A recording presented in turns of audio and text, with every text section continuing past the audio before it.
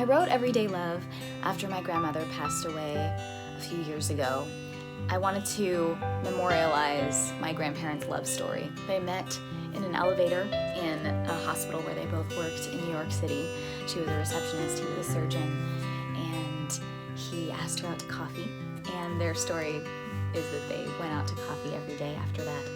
And I remember going out to coffee with them as a child, every day.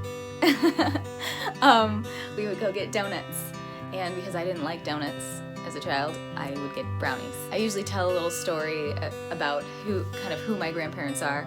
My grandfather was, like I said, a surgeon. He actually used to sing, and maybe that's where I got it from. He's Colombian and doesn't say much, but when he says things, people pay attention and listen. When my family would be sort of recreationally arguing at the dinner table or something, debates and stuff, my grandmother would look over at him, "What do you think, Jaime?" And he would just be like, "No."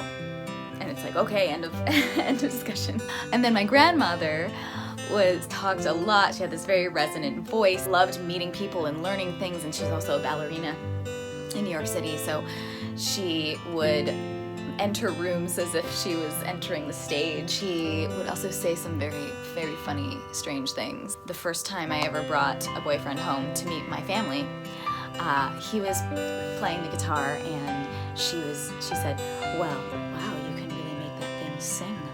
And he was like, "Oh, thank you." And she's like, "You know what else can sing? Making love." He's like, "Oh my gosh, wow." She's like, "Yeah, if you practice long enough." It's like, okay. So that's my grandparents. The song is about their love story, how they met, and there's in the third verse, which is on the recording, I don't usually do live because I do the medley thing. The lyrics are taken from a song that my grandfather used to sing to me and my sister when we were little. It's to the melody of Green Sleeves.